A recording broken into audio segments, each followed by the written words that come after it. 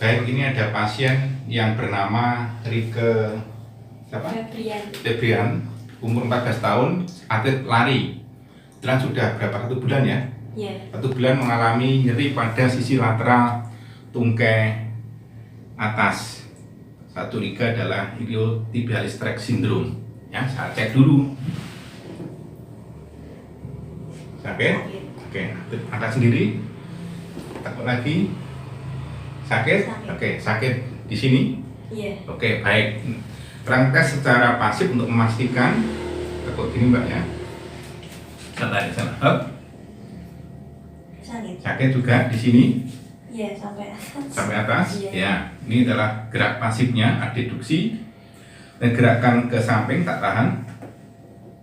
Sakit juga. Ya, ini secara pemeriksaan cedera meyakinkan bahwa ini adalah nyeri pada tractus iliotibialis. Miring ke sini Mbak. Tractus iliotibialis itu adalah merupakan otot tensor fascia lata. Jadi ini melekat pada crista iliaca. Crista iliaca, sip. Ini ya, ini. Ya, crista iliaca, sip. Spina superior anterior menuju ke bagian ototnya di sini, belum sepertiga dari tulang femur, dan ke distal itu sudah menekan tractus iliotibial, lebih bersifat jaringan fibrus ya. Jadi melekat di tibialis. Jadi tibialis harus gambarkan. Ini adalah ini bentuk ototnya dan satu orang nggak apa ya Mbak ya. Nah ini adalah di tubuh tibia. Nah ini adalah tractus iliotibialis band. Fungsinya sebagai gerak abduksi ya, kemudian juga membentuk sedikit fleksi. Nah pada waktu gerakan lari cepat, otot ini menggerak menekan tuberositas fibula juga, maka akan nyeri di sini. Ya, nyeri. Ini sudah satu bulan. Kalau saya bicara 1 bulan, nanti nyeri sudah termasuk kategori nyeri kronis. Harusnya waktu kejadian nyeri 1 bulan sudah recovery. Jadi nyeri ini sudah nyeri yang harus diintervensi, sudah bersifat patologis. Ini adalah yang pertama. Maka tindakan yang hendak saya sampaikan, pertama dengan penggunaan ultrasound. Karena apa? Kalau sudah 1 bulan, fibrosis reaksi radang sudah mulai muncul. Dalam arti kata sudah ada perubahan jaringan kolagen lebih ke arah fibrous reaksi. Maka tujuan US yang pertama adalah untuk memobilisasi jaringan kolagen supaya bisa baik jadi kolagen tipe 2 melekat menjadi satu jaringan kolagen otot yang lentur kembali. Ini satu. Ini yang kedua adalah jenis nyeri nociceptif atau nyeri inflamasi. Kalau dibiarkan, otot ini bisa makin kontraktur. Karena ini adalah otot-otot, boleh dikatakan otot 2, otot stabilisasi yang terkait dengan otot tonik atau otot postural dan otot dinamiknya. Kalau saya boleh katakan, ini adalah otot tensor fascia lata mendapat interpelasi dari, nah ini juga sakit. Nah sini ini sakit semua. Ini adalah saraf gluteus anterior dari lumbal 45.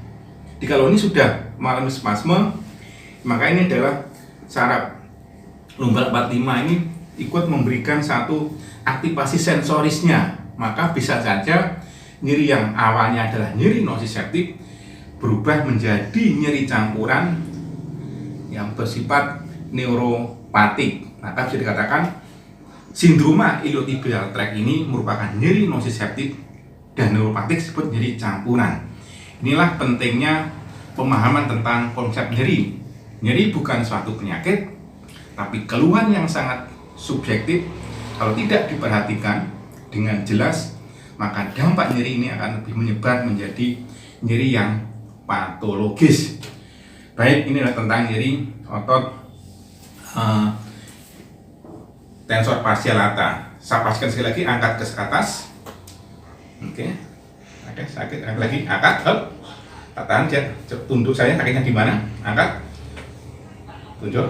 Ya, panas. Sepanjang ini sakit. Baik. Oke, sekarang langkah untuk treatmentnya, pertama saya berikan ultrasound, kemudian nanti saya berikan latihan yang sederhana untuk tetap menjaga kelenturan otot, tapi tentunya setelah diberikan tapping, ya baik. Oke. Ini saya berikan US pada nyeri kronis, ya, bertujuan untuk modulasi nyeri sekaligus untuk memperbaiki fungsi recovery-nya, terutama terhadap aktivasi kolagen supaya otot tidak menjadi reaksi fibrus. Yang kedua adalah untuk merilis arah nyeri kronis miofasianya, sehingga dosis yang saya berikan adalah 1,5 watt. Ini yang keluar dari mesin dengan alat ini punya era 5 cm, efektif radiating area-nya 5. Sedangkan frekuensi yang saya gunakan ototnya tebal supaya lebih punya penetrasi yang dalam, maka saya berikan adalah 1 MHz. Nah, pada dasarnya setiap X cm itu boleh mendapatkan X watt. Di sini ada 1,5, maksimal selama 1 menit. Karena ini adalah kontak langsung, sehingga kalau saya tempatkan ini sudah dapat 5 cm persegi 1, dan 5 cm kedua 5 cm ketiga di 15, 5 cm keempat, ya. Jadi ini adalah 20, maksudnya 2 cm, ini adalah yang ke-6, ya. Karena kontak langsung, maka harus bergerak seperti ini selama 5 menit, seperti ini. Ini adalah aplikasinya. Nah itu, selama 5 menit saya akan langsung. Kalau saya angkat berkedip nanti juga masuk. Ini adalah, nah, artinya 1,5 ini adalah dosis yang boleh dikatakan dosis ringannya kontinu, itu adalah 0,5 sampai ya, dan dosis sedangnya adalah kurang lebih 0,5 sampai 1, dosis tingginya adalah 1 sampai 2 watt per cm persegi. Ini berdasarkan alat, tetapi karena ini adalah otot, di dalam transmisinya itu ada half velocity distance, juga tergantung dari jaringan yang menerima.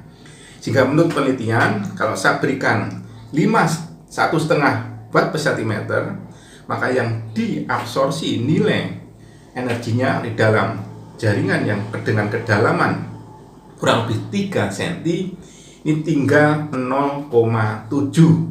Ini yang perlu enggak sekarang. Ini artinya kalau menggunakan US itu yang dihitung adalah wattnya di alat, kemudian baru diperkirakan adalah yang diserap di dalam jaringan adalah ada half velocity distance, sebenarnya tergantung dari karakter jaringan, fibrous atau jaringan yang sifatnya punya serat merah yang banyak, ya. Itu satu.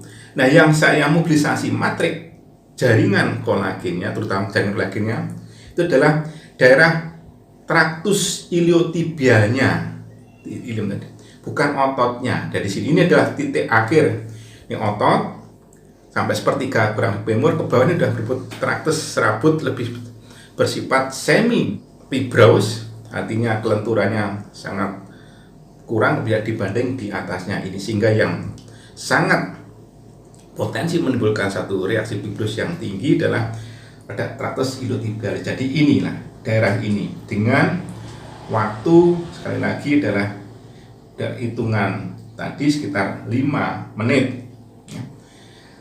Nah ini yang kita berikan adalah kontinu.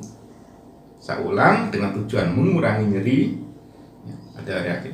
Kemudian yang kedua, mobilisasi kolagen untuk aktivasi kolagen supaya lebih baik, lebih lentur. Yang ketiga adalah mengurangi ketegangan di antara fascia dan ototnya, pada rilis, ya. Nah, ini contoh untuk recovery. Ini diberikan mestinya setiap hari. Kita lihat kalau nyeri sudah mulai berkurang, kita tidak perlu lagi dosis yang lebih tinggi. Artinya kita turunkan mengikuti perkembangan kolagennya menjadi alam D1 kurang setengah dan seterusnya. Antara US hari pertama sampai 3 dosis tetap 1,5 watt dari alat, dan hari ke 4 sampai ke 5 saya turunkan menjadi 1,2 1 dari alat. sesuai dengan kebutuhan ya. Kadang-kadang pasien ada yang setelah di US kalau dosis dengan intensitas tinggi sering jutus mengeluh, loh kok tambah nyeri. Artinya memang dosis tinggi ini juga akan memberikan reaksi inflamasi, tapi yang diharapkan adalah yang fisiologis. Pada reaksi inflamasi ini adalah transduksi mekanik sehingga akan memberikan stimulus noxious mekanik, terjadi aktivasi substan P oleh prostaglandin sehingga ini adalah ada reaksi inflamasi. Tapi nggak usah khawatir, kurang dibiarkan ada reaksi inflamasi terjadi ya kita tunggu, kita artinya dosis kita turunkan. Tapi ini kalau terjadi respon nyeri untuk atlet yang paling sering ya. Ini adalah atlet lari dari kota Salatiga. Yang ini adalah contoh pemberian ultrason saya aplikasikan secara klinis tapi dengan reasoning berdasarkan clinical reasoning yang selama ini banyak memulai pro dan kontra, tapi dasarnya adalah yang penting tahu dosisnya ya. Jadi dosis itu tergantung dari satu adalah frekuensi yang digunakan, harus tahu betul untuk tujuan otot apa. Nah, kemudian kedua adalah intensitas, bisa tinggi, menengah, dan rendah. Kemudian waktu ditentukan oleh luas area yang diobati dan luas transducer. Jika tadi saya hitung ketemu 5 menit, artinya setiap gerakan ini akan memberikan stimulus pada jaring otot dengan perhitungan setiap 5 menit 1 menit selama ini dapat 5 watt, dan yang kedua 10, jadi 10 cm, ketiga, keempat, dan kelima. Tapi tidak boleh diam, harus bergerak karena ini adalah energi terpancar pada area konvergensi. Ini masih muncul banyak sekali adanya BNR, BIM non-zoom information rasio. Inilah yang penting dipahami oleh teman-teman. Nah, ini sudah habis waktunya. Oke, baik. Sekarang saya lanjutkan dengan aplikasi tapping. Tapping saya berikan sepanjang otot iliotibialis ya. Atau ya, ini mulai dari sip nih ke spina iliaca anterior superior di sini menuju ke tuberosita tibialis, yaitu tulang tibial ya. Bisa aplikasikan. Ini adalah tanpa tarikan, no tension begini. Nah, no tension, ganti lagi ya. Kemudian tujuannya adalah untuk menginhibisi fungsi otot sekaligus ini kita lihat nanti ya, memberikan stimulus pada mekanoreseptor waktu bergerak sehingga otot tetap rileks, tidak menimbulkan keluhan nyeri. Nah, lihat ya, no tension. Nah, di sini. Nah, ini adalah contoh aplikasi tapping untuk tractus iliotibialis band syndrome. Baik. Ya, ya. Nah, kemudian saya pusat dulu, saya lengket. Oke. Oke. Coba angkat dikit. Nah, ini akan muncul wrinkle-nya. Nah, lagi berkurang nggak nyerinya? Berkurang. Nah, sana banyak berkurang, Mbak. Yeah. Di aktivitas gerak ini ada wrinkle, artinya ada aktivasi atau stimulus pada mekanoreseptor, terutama pada otot tadi saya katakan, ya, sehingga akan memodulasi nyeri tingkat reseptor. Kemudian juga dalam gerakan seperti ini, nah, lihat, nah, ya ada, lihat, ada wrinkle-nya, ya. Jadi kalau saya cek seperti ini adalah otot ini akan tetap berkontraksi tanpa membebani, sehingga terjadi pengurangan nyeri, aktivasi fungsi ototnya lebih optimal, ya. Dan yang menjadi pertanyaan adalah fisioterapis harus bisa menjawab kapan kira-kira atlet ini bisa kembali berlatih minimal. Masa jawab parameternya satu adalah kekuatan ototnya harus normal. Kedua, fisioterapis harus paham tentang patologi cedera otot, cedera ligamen. Ini nggak adanya sifatnya kayak strain, maka diprediksi nyeri medinya akan berkurang kalau penanganan baik 1 bulan. Recovery sudah mulai membaik 3 bulan minimal kan. Kemudian yang ketiga adalah kondisinya, jangan dipaksakan, secara umum dites. Dan yang keempat adalah mobilisasinya, setiap gerak ini mengganggu lingkungan rasa nyeri atau tidak, dites dulu. Inilah baru memutuskan fisioterapi, oh boleh berolahraga dulu, tapi dengan catatan, dengan tahapan-tahapan tertentu dan dikoordinasikan dengan pelatihnya. Tapi sekali lagi seorang fisioterapis harus ikut memberikan suatu pengarahan atau edukasi pada pasien, sebab cedera ini kalau dibiarkan akan lebih berisiko munculnya terjadinya osteoartritis dan juga kelemahan otot yang terkait persarapan sama adalah terutama adalah otot gluteus maximus dan medius.